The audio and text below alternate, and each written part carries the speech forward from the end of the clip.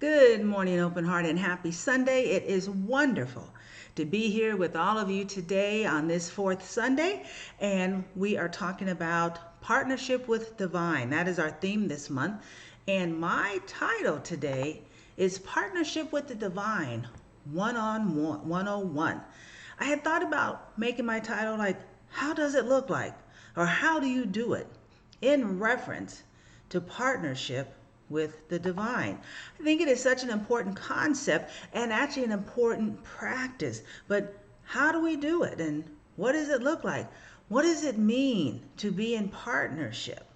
So is it something like this where it's about collaboration and performance and then we got to have a plan and do some teamwork and there's got to be synergy and then success and then win-win for us all? Or maybe it's actually the 12 types of partners. I think the next question would be, what do I mean? What do you mean? What is meant by the word divine? Is it this? God at his computer, and I love the far side. That here is this old white man in the sky sitting at his computer, his desktop, and some poor goober is walking underneath the piano, and it's his day to be smited or smoted. And so God is ready to push the button for smite. And piano will fall on him, and that will be the end of his days. Or say, no, Villa, we have a more enlightened and evolved version and view of God. And that's true. Have a concept of here's God with the GPS, and it says God is everywhere. And so the understanding that the divine, that energy of eternity, is everywhere. But the question is then, how do I become in partnership with something so majestic, so powerful, so wonderful? So of course the answer that we'll come to at the end is that to remember that it's not outside of me, it is within. Because if God is everywhere, that means that God is right here as well. I think another simple way to get a grasp on what does it mean to be in partnership with the divine is a step outside of Christianity, because Christianity, Judaism, and Islam, the religions of the West, are very patriarchal. That means they got a man God and they got men running the show for the most part. And so partnership with the divine has all sorts of problems because here in the US, we can't get the man woman stuff together. And so we don't know how to be partners. And we're US is all about, Western world is all about power over. And so again, there's some very strange concepts. But if we step out of Christianity and go to religions that are older than Christianity, that predate Christianity, that go to a more natural rhythmic way of religion, it's matriarchal versus patriarchal, we then have a capacity or some signs of how to be in partnership with the divine in a way that is a bit easier to do than in the Western world. So the first way to look at that is the Shiva Shakti concept. And here is Lord Shiva from Hinduism and his counterpart, the Shakti, represented as one entity, one being, one energetic movement, motion, way of being. And you can see it more clearly here in this beautiful image. This imagery presenting the Shiva Shakti, this divine synergy, this divine partnership, this divine connection, crossover, working together, that there is a beauty in each one, but together there is a power and a beauty that is transcendent, elemental, natural, and gorgeous. Very similar concept coming from the motherland. And so the Orishas in Africa. So you will have Olokun, who is the divine masculine energy that's the bottom of the ocean. And then you have Umoja, who is the divine feminine energy that is at the top of the ocean. So Olokun is at the bottom of the ocean, bringing up all the depths, all the prizes and all the treasures. So even within us, that power of Olokun, bringing up deep, from deep within, the treasures, the truth of our life. And then Yamoja, bringing those things to the surface that we might enjoy them, that we might live with them, that we might be them. And so again, this divine masculine at the bottom of the ocean, this divine feminine at the top of the ocean, creating one magical and powerful entity that feeds this world and keeps this world alive. Now, we have also seen this image before represented from Chinese and Japanese religious narratives or spirituality. We've seen it as the yin and yang. Again, what appears to be opposites together create a magical and beautiful entity, possibilities, and potentialities. We've seen it in this way as well. You say, well, why do you got the Star of David up there? Well, it is the Star of David today. But long before that, it was called the Seal of Solomon.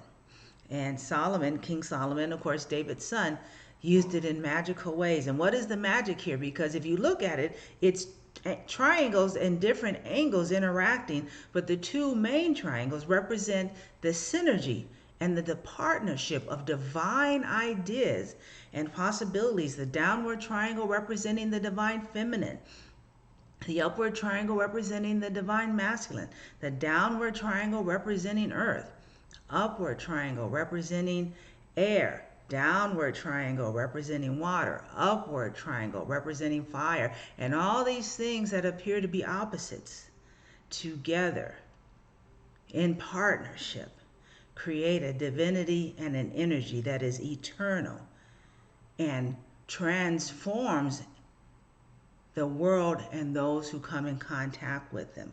And these are the concepts of partnership with the divine that have inspired me and that I am looking forward to using them to help me continue on this path, and I'm inviting you on this path as well.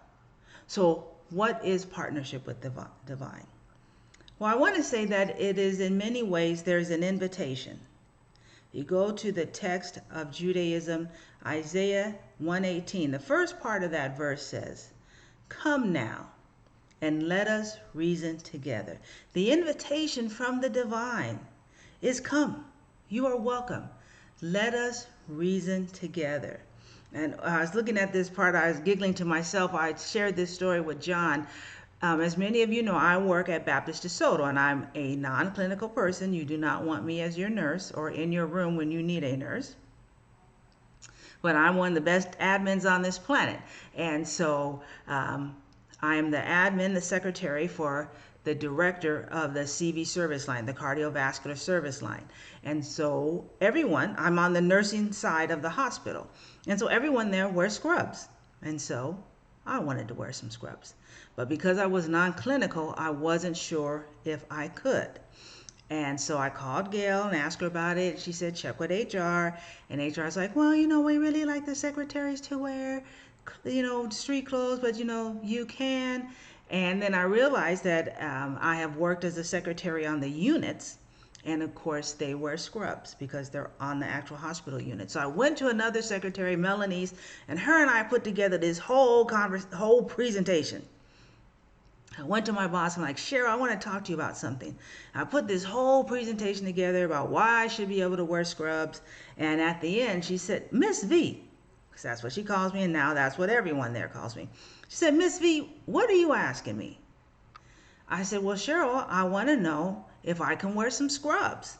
She's like, Miss V, I don't care what you wear to work. And I just sort of had to giggle to myself after going through this whole presentation. She didn't care because she wanted the gifts that I bring, the personality that I bring sometimes, and how I take care of her units. That's what she wants me to bring to work. And if I come wearing scrubs or I come wearing a suit, it's all well. And that's that invitation from the divine.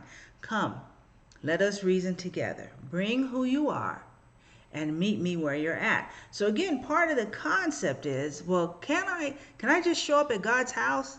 Right? That again, we know that God's not outside of us, but as I go within to meet God, am I going to be accepted? Because again, there's still a lot of that old Christianity concept in our mind. But the second half of this verse says, though your skins are like scarlet, they shall be white as snow. They may be red like crimson, but they are now as wool and white as pure. And I see the metaphysical representation or translation of this verse saying that what you bring to me, that you won't come to God and be like, look, I don't know how we can work together because I got this. And God says, I don't see any of that. I see beauty and I see wholeness. I see light. And so when we come to God, come to that divine at the table of the sacred temple within, the invitation is there and we are accepted 100%. See, now, are you sure, Villa? I'm sure. Let's go to the Song of Songs, verse 7. You are altogether beautiful, my darling, beautiful in every way. That the divine within us knows this truth, that as we turn within and touch the true identity of ourselves, partnering with that holiness and sacredness that was us before we stepped into this, that we are beautiful and altogether lovely. And that partnership with the divine is recognizing that the divine was there all along, always within us, always welcoming, always reaching out, and we just had to say yes. Partnership with the divine begins with knowing there is an open invitation and a place at the table. We are welcome at this sacred space, that sacred and secret place of the Most High, and that we partner with the divine when we see ourselves as the Goddess sees us: holy, sacred, beautiful, white as snow, meaning pure.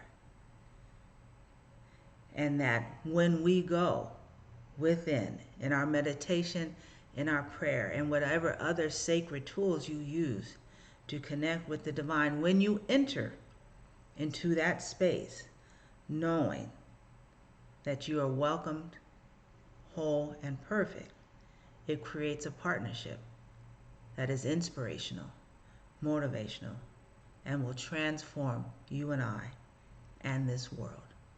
Blessings, beloved.